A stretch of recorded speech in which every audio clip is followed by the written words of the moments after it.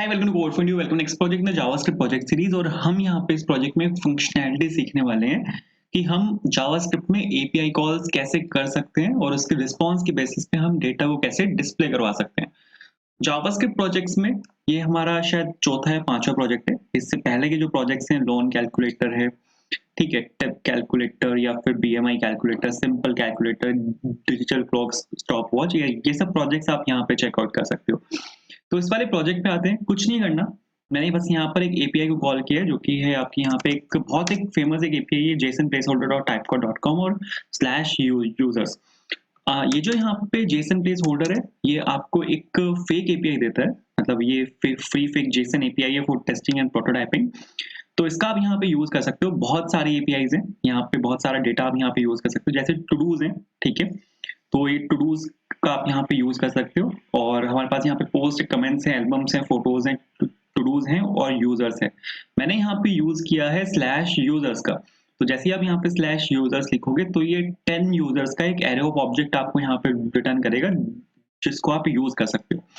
और इसी को ही मैंने यहाँ पे कॉल किया है। आप अगर यहाँ पे जैसे यहाँ पे शो डेटा पे आप यहाँ पे क्लिक करोगे तो इस बटन के क्लिक पे मैं यहाँ पे डेटा ऑफ यूजर्स को यहाँ पे डिस्प्ले करवा रहा हूँ। ये यूजर का नेम है, ये ईमेल है एंड ये उसकी वेबसाइट है। आप अगर यहाँ पे देखो तो ये नेम है, ये ईमेल है और ये यहाँ पे वेबसाइट है। इन तीन फील्ड्स को मैंने यहाँ पे डिस्प्ले करवाया है। तो हम यहाँ पे इस प्रोजेक्ट में ये देखेंगे कि हम एक एपीआई कॉल कैसे कर सकते हैं विद हेल्प ऑफ जावास्क्रिप्ट। उसके रिस्पांस के बेसिस पे हम डेटा को कैसे सेट कर सकते हैं। सबसे पहले प्रोजेक्ट बना लेते हैं। प्रोजेक्ट को बनाने के लिए आपको अपने किसी भी फेवरेट फोल्डर में आना है और यहाँ पर आने के बाद सपोज यहाँ पर आपको एक नया क्या बोलते हैं, एक नया फोल्डर यहाँ पे आपको क्रिएट करना है यूजर प्रोफाइल के नाम से, ठीक है। क्योंकि यूजर का डेटा वहां पर डिस्प्ले हो रहा है, उसकी एक प्रोफाइल ही हम जनरेट कर रहे हैं, तो यूजर प्रोफाइल। सारा कोड हम लिखने वाले हैं विजुअल स्टूडियो कोड में। तो वीएस कोड आपके पास यहाँ पे इस प्रोजेक्ट के लिए डाउनलोडेड होना चाहिए। एक आईडीई है। उसके बाद आपको यहाँ पे ऊपर यहाँ पे क्लिक करना है एड्रेस बार पर, यहाँ पे आपको सीएमडी लिखना है। सीएमडी यहाँ पे क्या करेगा, इसी फोल्डर के अंदर आपका यहाँ पे सीएमडी खोल देगा। इसके बाद आपको यहाँ पे लिखना है कोड स्पेस डॉट क्या करेगा, ये आपका इसी फोल्डर के अंदर वीएस कोड खोल देगा। आप यहाँ पे देखो इसने मेरे विजुअल स्टूडियो कोड खोल दिया इसी फोल्डर के अंदर। आपको एक HTML की फाइल बनानी है क्योंकि सबसे पहले हम अपने यहाँ पे फ्रंट एंड के साथ शुरुआत करेंगे। तो मैं यहाँ पे क्या कर रहा हूँ, सिंपल मैंने यहाँ पे लिखा index.html के नाम से सपोज मैंने यहाँ पर एक HTML की फाइल बनाई। और यहाँ पे HTML का जो बेसिक टेम्पलेट है वो बना लेते हैं जो कि होता है आपका डॉक्टर HTML। उसके बाद HTML का पेरेंट टैग और उसके अंदर दो चाइल्ड टैग जाते हैं। पहला होता है आपका हेड के लिए, दूसरा होता है आपका यहाँ पे बॉडी के लिए। जैसे ही आप यहाँ पे एक ये बनाओगे, ठीक है, एक HTML फाइल बनाओगे, तो आप अगर वापस आके यहाँ पे देखोगे तो आपको इंडेक्स के नाम से, index.html के नाम से यहाँ पर एक ये फाइल बनी मिलेगी इसी फोल्डर के अंदर। इसको आप यहाँ पे खोलोगे तो ये आपका यहाँ पे अभी कुछ नहीं है मेरे पास। यहाँ पे आप अगर यहाँ पे बॉडी के अंदर मैं यहाँ पे कुछ लिखता हूँ, सपोज मैंने यहाँ पे हेलो लिखा और आपको वापस जाके दिखाऊंगा तो आपको यहाँ पे हेलो दिखेगा, ठीक है। HTML टैग के अंदर दो टैग्स यहाँ पे चलते हैं, एक होता है हेड टैग, एक होता है यहाँ पे बॉडी टैग। हेड टैग होता है अगर आपको कोई मेटा इन्फॉर्मेशन डालनी है, वेबसाइट से रिलेटेड अगर आपको कोई इन्फॉर्मेशन डालनी है तो वो हम हेड टैग के अंदर डालते हैं। कोई आपको एक्सटर्नल फाइल को लिंक करना है, कोई एक्सटर्नल यूआरएल है जिसको आप यहाँ पे लिंक करना है, सब कुछ हेड टैग के अंदर जाता है। जैसे मैं यहाँ पे एक और चीज है, हम यहाँ पे टाइटल भी डाल सकते हैं। टाइटल क्या होता है, जैसे मैं यहाँ पे सबको यूजर प्रोफाइल डाल रहा हूँ, इसको सेव करा है मैंने। टाइटल होता क्या है, टाइटल होता है टैब के ऊपर जो यहाँ पे ये लिखा हुआ है ना, ये टैब का टाइटल होता है। अभी यहाँ पे index.html लिखा हुआ है, टाइटल मैंने चेंज कर दिया तो यूजर प्रोफाइल रिफ्रेश करूंगा तो यहाँ पे आपको देखो यहाँ पे आएगा यूजर प्रोफाइल। तो ये कुछ इस तरह से वर्क करता है। हेड टैग का यूज आप कर सकते हो। यहाँ पे हेड टैग में आप लिंक टैग का यूज कर सकते हो। अगर आपके पास कोई CSS फाइल है तो आप लिंक टैग की हेल्प से उसको यहाँ पे अटैच कर सकते हो। लिंक href करके अगर आपके पास कोई फाइल है सपोज style.css तो आप इसको यहाँ पे ऐसे डाल सकते हो। लेकिन मेरे पास यहाँ पे कोई CSS फाइल नहीं है। मैं यहाँ पे CSS का यूज जरूर करूंगा बट वो मैं करूंगा with the help of bootstrap. तो मैं यहाँ पे बूटस्ट्रैप का जो एक CDN लिंक है उसको मैं यहाँ पे अटैच करवाऊंगा। तो इसके लिए आपको यहाँ पे वापस आना है और यहाँ पे आपको सर्च करना है बूटस्ट्रैप CDN लिंक। बूटस्ट्रैप यहाँ पे CSS की एक लाइब्रेरी है जो हम यहाँ पे यूज करते हैं। आपको सारी CSS आपको बिल्कुल बेसिक से लिखने की जरूरत नहीं है, ठीक है। आप यहाँ पे बूटस्ट्रैप का यूज कर सकते हो। बूटस्ट्रैप में बने बनाए कंपोनेंट्स भी हैं जिनको आप डायरेक्टली इंपोर्ट करके उनको सीधा डायरेक्टली यूज कर सकते हो। लेकिन यहाँ पे बहुत सारी CSS भी है। अगर आपको CSS थोड़ा सा काम अपना इजी करना है, जैसे मैं यहाँ पे ये बूटस्ट्रैप का यूज करूंगा ना तो मेरे को CSS फाइल बनाने की जरूरत ही नहीं पड़ेगी। तो यहाँ पे मैंने इस पे सपोज गेट बूटस्ट्रैप पे यहाँ पे क्लिक किया इसको आपके प्रोजेक्ट में अगर आपको इसको वो करना है, अनेबल करना है बूटस्ट्रैप को, तो एक सीडीएन लिंक आता है इसका, ये यहाँ पे सीडीएन लिंक है इसका, cdn.js-deliver.net, और ये यहाँ पे बूटस्ट्रैप का वर्जन है जो हम यहाँ पे इसमें यूज करने वाले हैं। तो इसको सपोज मैं यहाँ से कॉपी कर रहा हूँ, कॉपी करके आपको इसको यहाँ पे चिपकाना है जो आपका यहाँ पे हेड सेक्शन है, ठीक है। तो हेड में आप यहाँ पे देखो लिंक लिंक की हेल्प से यहाँ पे आया है, और इसको एक सेकेंड तोड़ लेते हैं इसको थोड़ा सा। नाइस।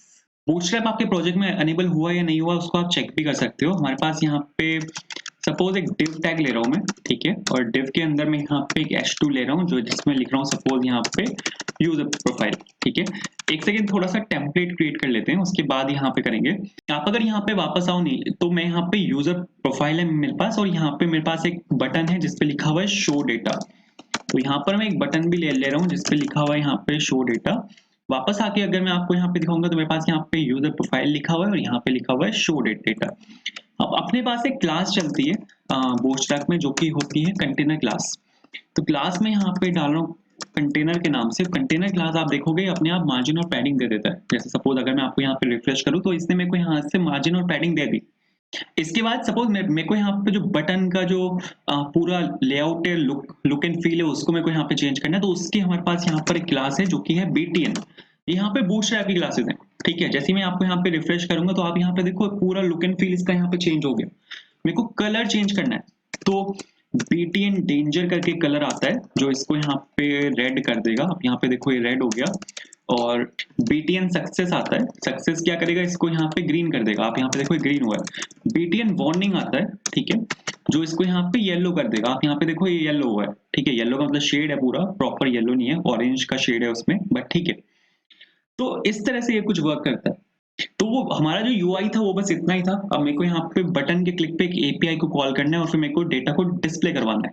तो उसके लिए मेरे को यहाँ पे एक जावास्क्रिप्ट चाहिए। तो जावास्क्रिप्ट की मैं यहाँ पे एक फाइल बना रहा हूँ सपोज app.js के नाम से, और इस app.js अब एक इंडिपेंडेंट फाइल है, इसको मेरे को लिंक करना पड़ेगा इंडेक्स और एचटीएमएल में। तो लिंकिंग जो होती है जैसे मैंने आपको समझाया था कि वो होती है आपके यहाँ पे हेड टैग के अंदर, और आपको स्क्रिप्ट टैग का यहाँ पे यूज करना पड़ेगा, script src is equals to app.js, ठीक है। और बिल्कुल सही है। तो अगर अब आप यहाँ पे अगर कुछ भी लिखते हो, मैं सपोज यहाँ पे कंसोल डाल रहा हूँ, एक मैंने यहाँ पे console.log लिखा और मैं यहाँ पे लिख रहा हूँ कोड फॉर इंटरव्यू, ये चेक करने के लिए कि क्या मेरी जो ये फाइल है ये लिंक हुई है मेरे HTML के साथ या नहीं हुई।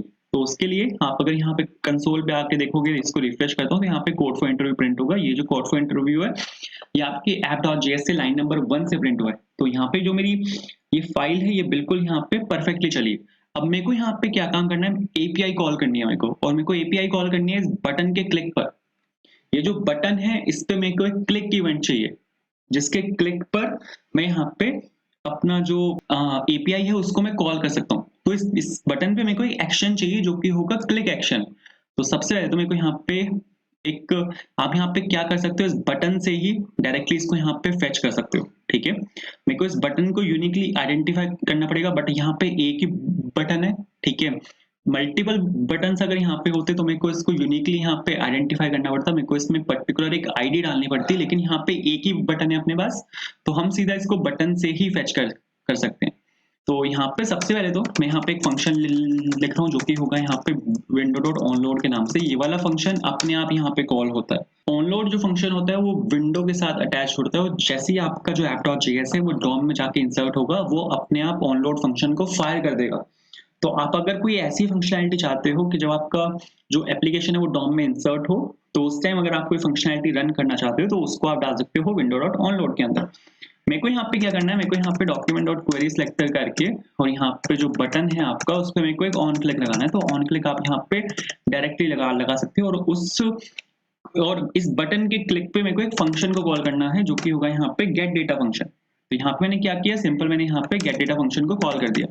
तो फंक्शन लिख रहा हूँ मैं यहाँ पे जो कि है आपका यहाँ पे गेट डेटा, ठीक है। और इस console.log लगा रहा हूँ ये चेक करने के लिए कि क्या ये वाला जो फंक्शन है, ठीक है, ये रन हुआ है या नहीं हुआ। इस बटन के क्लिक पे ये वाला फंक्शन यहाँ पे रन हुआ है या नहीं हुआ, ये वाला फंक्शन ट्रिगर हुआ है या नहीं हुआ। तो अगर इसको मैं यहाँ पे रिफ्रेश करूँ तो अभी यहाँ पे कुछ नहीं होना चाहिए, बट जैसे ही मैं यहाँ पे इस बटन पे क्लिक करूंगा तो यहाँ पे क्लिक आएगा। तो आप यहाँ पे देखो बटन के क्लिक पे आपका फंक्शन कॉल हुआ है और उसने ये वाला कंसोल यहाँ पे प्रिंट करा है। बटन के क्लिक पे मेरे को कंसोल को प्रिंट नहीं करना, ये तो मैंने सिंपल एग्जांपल के दिखाया था। बटन के क्लिक पे मेरे को यहाँ पे एपीआई को कॉल करना है। ये यहाँ पर आपकी एक एपीआई है जिसका ये यहाँ पे यूआरएल है।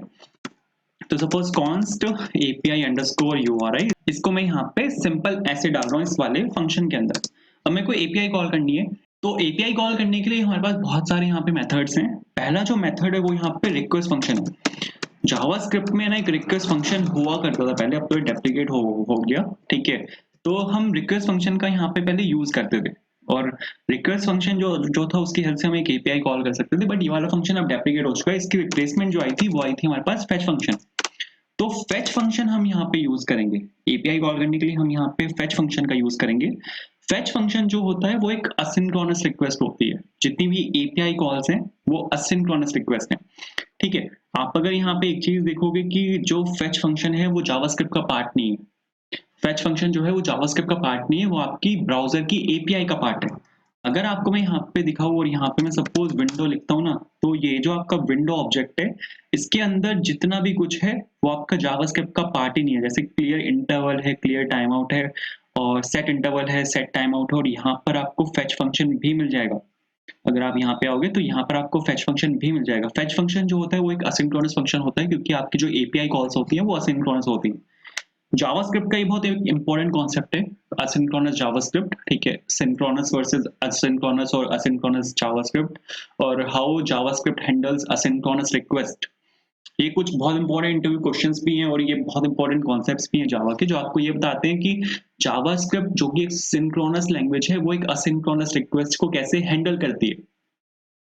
तो इसको अगर मैं आपको एक ओवरव्यू दूं इसका, तो फेच फंक्शन एक्चुअल में जावास्क्रिप्ट फेच फंक्शन को एग्जीक्यूट ही नहीं करता, इसको एग्जीक्यूट करता है वेब एपीआई। तो ब्राउजर की वेब एपीआई है वो एग्जीक्यूट करता है इसको। तो जैसे ही फेच फंक्शन आपका जावास्क्रिप्ट के पास जाता है एग्जीक्यूट करने के लिए, जावास्क्रिप्ट उसको भेज देता है आपकी वेब एपीआई के पास, और उसको वेब एपीआई एग्जीक्यूट करके कॉलबैक क्यू में पुश करता है जहां पर एक इवेंट लूप होता है। और इवेंट लूप ये देखता है कि अगर आपका स्टैक एम्प्टी है, जो जावास्क्रिप्ट का पूरा स्टैक होता है जहां पर आपके फंक्शंस पुश होते हैं, अगर वो स्टैक आपका एम्प्टी है तो वो उस एपीआई के रिजल्ट को जो कि अभी आपके क्यू में पड़ा हुआ है, इवेंट लूप क्या क्या करता है, अगर स्टैक आपका एम्प्टी है तो वो एपीआई के रिजल्ट को स्टैक में पुश कर देगा। उसके बाद जावास्क्रिप्ट उसको एग्जीक्यूट करता है। तो ये पूरी असिंक्रोनस कहानी है जो मैंने आपको केवल 10 या 15 सेकंड में समझा दी, और मेरे को पता है आपको समझ नहीं आई। तो इसलिए इसको पढ़ना, ठीक है, कि how JavaScript handles asynchronous request बहुत इंपॉर्टेंट है, ठीक है, बहुत ज्यादा इंपॉर्टेंट है, जावास्क्रिप्ट का सबसे इंपॉर्टेंट कॉन्सेप्ट है। तो फेच फंक्शन जो है, मैं समझा रहा था आपको कि फेच फंक्शन जो है वो एक असिंक्रोनस रिक्वेस्ट है। फेच फंक्शन सिंक्रोनस रिक्वेस्ट नहीं है, वो एक असिंक्रोनस रिक्वेस्ट है, क्योंकि एपीआई कॉल जो होती है वो एक असिंक्रोनस होता है, ठीक है। असिंक्रोनस से मेरा यहाँ पे क्या मतलब है कि जैसे आप यहाँ पे एपीआई यूआरआई यहाँ पे पास करोगे, तो अगर आपको मैं इसको फेच को कंसोल यहाँ पे करा के दिखाऊं तो ये एक प्रॉमिस को रिटर्न करेगा। अगर इसको मैं आपको यहाँ पे चला के दिखाऊं, ठीक है, इसको यहाँ से क्लियर किया, रिफ्रेश किया, शो डेटा पे क्लिक किया, तो आप यहाँ पे देखो प्रॉमिस को इसने यहाँ पे रिटर्न किया है। असिंक्रोनस रिक्वेस्ट के रिस्पांस में आपको हमेशा प्रॉमिस मिलता है, क्योंकि जावास्क्रिप्ट क्या करता है, मैंने आपको क्या समझाया कि फेच फंक्शन जो जितने भी असिंक्रोनस फंक्शंस होते हैं इंक्लूडिंग फेच फंक्शन, वो जावास्क्रिप्ट उसको एग्जीक्यूट ही नहीं करता, जावास्क्रिप्ट उसको भेज देता है वेब एपीआई के पास। तो जब जावास्क्रिप्ट उसको वेब एपीआई के पास भेजता है तो वेब एपीआई उससे एक प्रॉमिस करता है, वो जावास्क्रिप्ट से एक प्रॉमिस करता है कि हाँ मैं इस फंक्शन को एग्जीक्यूट कर दूंगा। तो जावास्क्रिप्ट को एक प्रॉमिस रिटर्न होता है वेब एपीआई से, तो इसी वजह से हमें यहाँ पे उस केस में प्रॉमिस दिखता है। वेब एपीआई जावास्क्रिप्ट को ये बताता है कि मैं इस प्रॉमिस को डिसॉल्व करूंगा या फिर रिजेक्ट करूंगा, या इनिशियली ये पेंडिंग में रहेगा। तो इनिशियली आपको ये पेंडिंग में दिखता है। अगर आपका प्रॉमिस रिजॉल्व होता है तो प्रॉमिस डॉट रिजॉल्व करके आप उसको कैप्चर कर सकते हो। अगर आपका प्रॉमिस रिजेक्ट होता है, मतलब आपकी एपीआई यहाँ पे फेल हो जाती है किसी कारणवश, तो प्रॉमिस डॉट रिजेक्ट में वो चीज जाती है। लेकिन रिजेक्ट या रिजॉल्व को यूज ना करते हुए अब यहाँ पे मॉडर्न कॉन्सेप्ट हैं अपने पास, जो कि होता है डॉट देन। आप यहाँ पे आप यहाँ पे ये बोल रहे हो कि जैसे ही आपके पास रिस्पॉन्स आए, ठीक है, जैसे ही आपके पास रिस्पॉन्स आए तो आप यहाँ पे डॉट देन का यूज कर रहे हो। डॉट देन का मतलब ये होता है कि आप यहाँ पे कॉल बैक यूआरएल पास कर रहे हो, ठीक है, कि इस जैसे ही इसका रिस्पॉन्स आए तो ये एकदम से डॉट देन कॉल हो जाए। जैसे ही इसका रिस्पॉन्स आए तो एकदम से डॉट देन यहाँ पर कॉल हो जाए। तो आप यहाँ पे इसके साथ आप यहाँ पे फेच फंक्शन के साथ आप यहाँ पे कॉल बैक को अटैच कर रहे हो कि अगर ये रिस्पॉन्स आता है या फिर रिजेक्ट होता है तो यहाँ पे एक डॉट देन यहाँ पे अपने अपने आप ट्रिगर हो जाए और उसमें एक रिस्पॉन्स आ जाए। रिस्पॉन्स यहाँ पे किस तरह का होता है, अगर आपको मैं यहाँ पे ये रिस्पॉन्स दिखाऊं कि यहाँ पे ये रिस्पॉन्स किस तरह का होता है, तो सपोज शो डेटा मैंने यहाँ पे जैसे ही क्लिक किया तो आप यहाँ पे देखो एक रिस्पॉन्स आया मेरे पास। ठीक है, रिस्पॉन्स में पूरा इसकी बॉडी है। ठीक है, आप अगर यहाँ पे देखोगे तो पूरी बॉडी है, यहाँ पे बॉडी यूज्ड है, हेडर्स हैं, अगर एपीआई के कोई हेडर्स हैं वो इसने यहाँ पे रिटर्न किए हैं। ओके ट्रू है यहाँ पे कि आपकी जो एपीआई है वो यहाँ पे स्टेटस कोड उसका 200 है, वो सक्सेसफुल यहाँ पे एग्जीक्यूट हुई है। स्टेटस टेक्स्ट है, टाइप कोर्स है, कोर्स को बाद में देखेंगे कि कोर्स क्या होता है। फिर यहाँ पे हमारे पास यूआरएल है जो हमने यहाँ पे हिट किए, और आप यहाँ पे देखो प्रोटोटाइप में यहाँ पे रिस्पॉन्स है, बट मेरे को यहाँ पे मेरा रिस्पॉन्स नहीं मिला। रिस्पॉन्स आपको मिलता है जब आप यहाँ पे रिस्पॉन्स डॉट जेसन करते हो, आपको यहाँ पे जेसन करना होता है। ये जो पूरा रिस्पॉन्स है आपको यहाँ पे इसको जेसन में कन्वर्ट करना होता है। तो अब अगर मैं आपको यहाँ पे इसको चला के दिखाऊं तो शो डेटा जैसे मैं यहाँ पे क्लिक करूंगा तो आप यहाँ पे देखो जैसे ही मैंने उसको जेसन में कन्वर्ट किया तो फिर से मेरे को यहाँ पे एक प्रॉमिस मिला है जो इस टाइम पे यहाँ पे फुलफिल हो चुका है। प्रॉमिस स्टेट जो है वो यहाँ पे फुलफिल है और ये प्रॉमिस का रिजल्ट है यहाँ पे जिसमें मेरे को यहाँ पे पूरा अपना डेटा मिला है। मैंने आपको क्या बताया था, या तो प्रॉमिस आपका फुलफिल होगा या फिर प्रॉमिस आपका रिजेक्ट हो जाएगा। तो यहाँ पे मेरा जो प्रॉमिस है वो यहाँ पे फुलफिल हुआ है और उसने मेरे को यहाँ पे पूरा डेटा भी लाके दिया है, जो डेटा आपको यहाँ पे दिख रहा था। ये जो 10 ऑब्जेक्ट्स हैं ये आपको यहाँ पे दिख रहे थे, 10 के 10 ऑब्जेक्ट मेरे को यहाँ पे आके मिले। लेकिन जो अपनी रिक्वेस्ट है वो अभी भी यहाँ पे प्रॉमिस के अंदर है, तो इसको यहाँ से कैसे निकालेंगे? तो इसके लिए सर आपको यहाँ पे क्या करना पड़ेगा, सबसे पहले तो यहाँ से console.log हटा देता हूँ मैं। आपको यहाँ पे क्या करना पड़ेगा, आपको एक और डॉट देन लगाना पड़ेगा। ठीक है, इसके बाद आपको यहाँ पे एक और डॉट देन लगाना पड़ेगा क्योंकि रिक्वेस्ट आपकी अभी भी पेंडिंग है। तो जो आपको डेटा मिलेगा ना वो यहाँ मिलेगा। तो console.log अगर मैं यहाँ पे आपको इसको करा के दिखाता हूँ तो जो ये पूरा डेटा है, रिस्पॉन्स है, वो आपको यहाँ पे मिलेगा। रिफ्रेश किया मैंने इसको, शो डेटा मैंने यहाँ पे क्लिक किया तो आप यहाँ पे देखो 10 के 10 ऑब्जेक्ट्स यहाँ पर आपको मिल गए हैं। ये कुछ इस तरह से वर्क करता है। तो आई होप ये क्लियर हुआ होगा। तो पूरा डॉट देन का जो कॉन्सेप्ट है वो कुछ यहाँ पे इस तरह से वर्क करता है यहाँ पे। ठीक है, फेच फंक्शन की हेल्प से हमने यहाँ पे एक एपीआई कॉल मारी। ठीक है, लेकिन फेच फंक्शन एक असिंक्रोनस रिक्वेस्ट है तो हमें सीधा डेटा नहीं मिलता, हमें एक प्रॉमिस रिटर्न होता है। तो हमें यहाँ पे डॉट देन कर करके उस प्रॉमिस में से अपना रिस्पॉन्स निकालना होता है। ठीक है, जैसे हमने यहाँ पे हमारे पास यहाँ पे प्रॉमिस रिटर्न हुआ था तो मैंने यहाँ पे डॉट देन लगाया। डॉट देन लगा के मैंने जैसे यहाँ पे आरईएस को प्रिंट किया तो आपने देखा वहाँ पे एक पूरा एक एपीआई स्ट्रक्चर प्रिंट हुआ था, बट रिस्पॉन्स और जेसन जैसे मैंने वहाँ पे किया तो उसने फिर से मेरे को एक प्रॉमिस रिटर्न किया। उसके बाद मैंने यहाँ पे फिर से डॉट देन लगाया ताकि मेरे को यहाँ पे प्रॉमिस का रिस्पॉन्स मिल सके। तो ये कुछ इस तरह से वर्क करता है। डॉट देन जो है वो एक पुराना कॉन्सेप्ट है।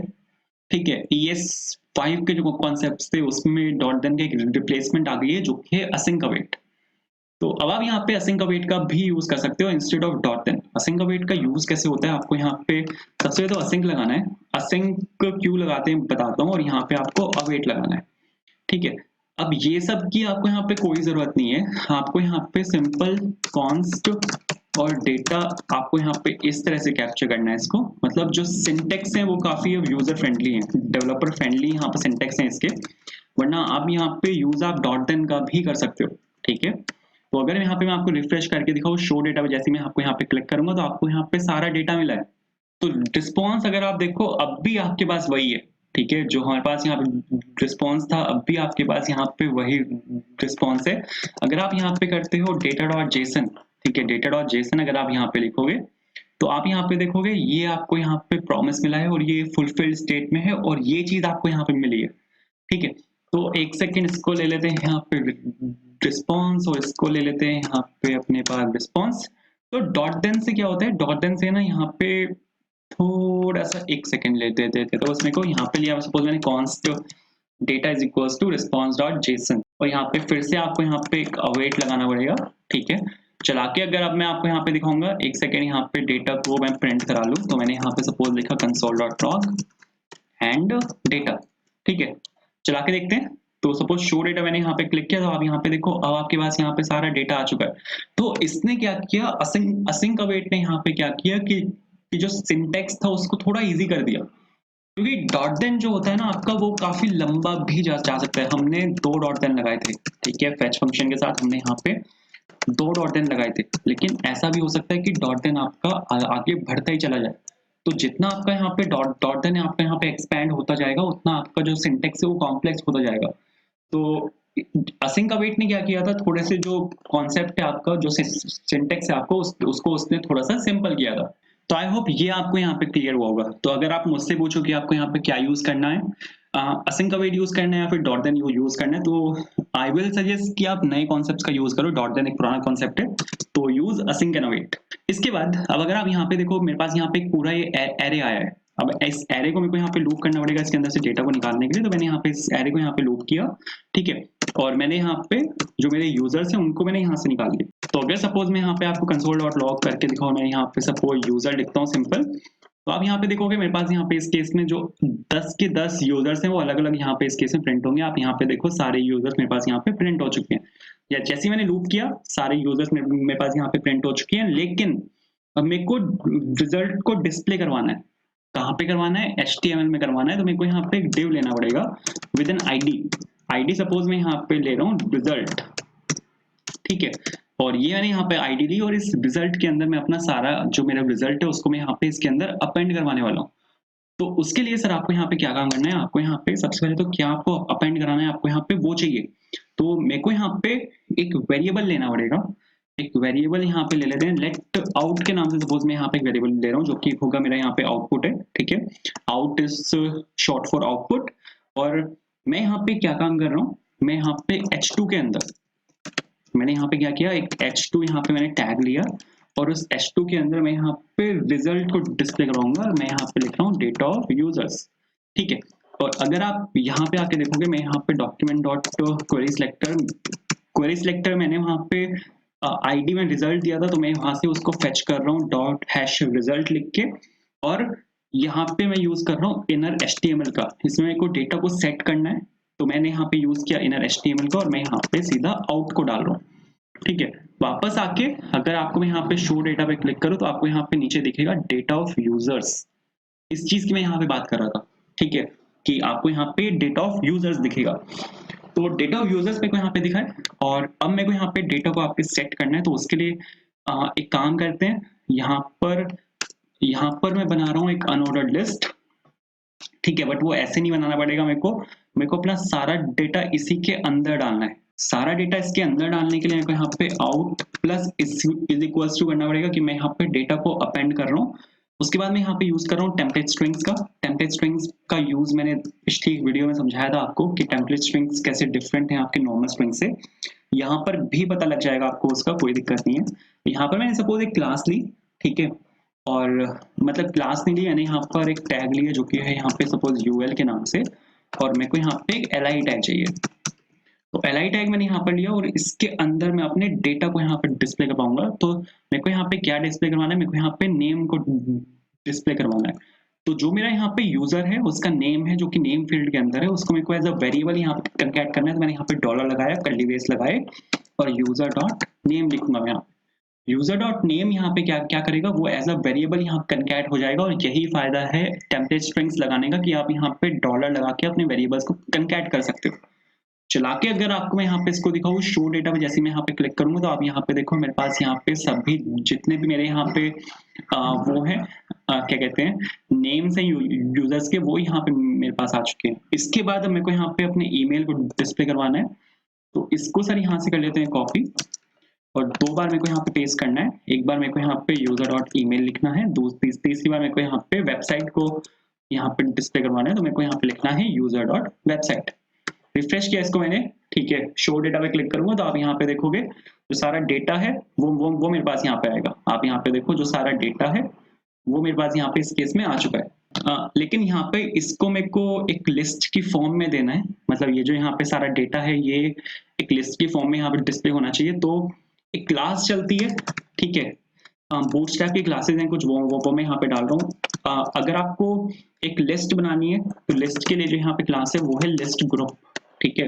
लिस्ट ग्रुप क्लास का आप यहाँ पे यूज कर सकते हो, बूटस्ट्रैप की एक बहुत फेमस एक क्लास है। तो इस पे अगर जैसे मैं यहाँ पे क्लिक करूंगा तो आप यहाँ पे देखो कि डेटा जो है आपका वो एक प्रॉपर लिस्ट फॉर्म में आया, इसने मार्जिन और पैडिंग दी है। एक और हमारे पास यहाँ पे क्लास होती है जो कि होता है लिस्ट ग्रुप आइटम, ठीक है। एल के लिए जो अनऑर्डर्ड लिस्ट के लिए जो क्लास है वो है लिस्ट ग्रुप, उसका जो चाइल्ड टैग है एल उसके लिए जो टैग है, उसके लिए जो क्लास है वो है लिस्ट ग्रुप आइटम। और इसको मैंने यहाँ से कॉपी किया, इसमें भी पेस्ट किया एंड इसमें भी यहाँ पे पेस्ट किया। वापस आते हैं, रिफ्रेश करते हैं, तो शो डेटा पे जैसे मैं यहाँ पे क्लिक करूंगा तो आप यहाँ पे देखोगे कि मेरे पास यहाँ पे जो सारा डेटा है वो यहाँ पे मेरे पास आ चुका है। तो ये कुछ इस तरह से वर्क करता है। तो आई होप ये क्लियर हुआ होगा। कुछ चीजें हैं जो मेरे को और एक्सप्लेन करनी है यहाँ पे। जैसे सपोज मैंने यहाँ पे इनर HTML का मैंने यहाँ पे यूज किया है। आप यहाँ पे सवाल होगा कि एक और हमारे पास टैग है जो कि है इनर टेक्स्ट, उसका मैंने यहाँ पे यूज क्यों नहीं किया। तो इनर टेक्स्ट क्या करता है, इनर टेक्स्ट HTML के टैग्स को एज अ टेक्स्ट की तरह यूज करता है। मैंने यहाँ पे काफी सारे HTML टैग्स का मैंने यहाँ पे यूज किया है, H2 का मैंने यहाँ पे यूज किया है, UL का यूज किया है, LI का यूज किया है। तो वो इनको एज एन HTML टैग ना ट्रीट करके इनको एक सिंपल टेक्स्ट की तरह ट्रीट करेगा। तो अगर मैं आपको यहाँ पे शो डेटा करूंगा तो आपको ये सब कुछ यहाँ पे एज इट इज प्रिंट कर देगा। तो एक HTML टैग को एक HTML टैग की तरह ट्रीट करवाने के लिए हमें यहाँ पर लिखना पड़ता है इनर HTML। बिल्कुल ठीक है, वापस आते हैं इसको। सपोज मैंने यहाँ पे फिर से शो डेटा पे क्लिक किया तो आप यहाँ पे देखोगे ये बिल्कुल ठीक चल रहा है। यहाँ पर एक काम हम और कर सकते हैं कि जो टेक्स्ट कलर है हम इसको भी चेंज कर सकते हैं। इसके लिए हमारे पास यहाँ पे बनी हुई क्लासेस है। अगर मैं यहाँ पे लिखूंगा टेक्स्ट प्राइमरी तो आप यहाँ पे देखोगे नेम जो होगा वो ब्लू कलर में आ जाएगा, ठीक है। शो डेटा पे क्लिक करूंगा तो आप यहाँ पे देखो नेम यहाँ पे ब्लू कलर में आ गया, ठीक है। ऐसे ही जो बॉन्डिंग्स हैं, सेकेंडरी है, सक्सेस है, आप यहाँ पे उन सब का यहाँ पे यूज कर सकते हो। जैसे सपोज ये सेकेंडरी में यहाँ पे यूज कर रहा हूँ, ये जो कलर होता है ग्रे टाइप कलर होता है, तो यहाँ पे मैं यूज कर रहा हूँ इन्फो का। इन्फो जो होता है वो शायद लाइट ब्लू टाइप एक कलर होता है, देखना पड़ेगा। हाँ, ये लाइट ब्लू टाइप का एक कलर है और यहाँ पे आप देखो ये ग्रे टाइप एक कलर है। तो आई होप क्लियर हुआ होगा। एंड इस तरह आप यहाँ पे एक एपीआई को कॉल कर सकते हो एंड डेटा को आप डिस्प्ले करवा सकते हो। तो अगर वीडियो आपको पसंद आई हो यार लाइक करना, ठीक है। एंड बाकी वीडियो आप चेकआउट कर सकते हो। Thank you so much for watching.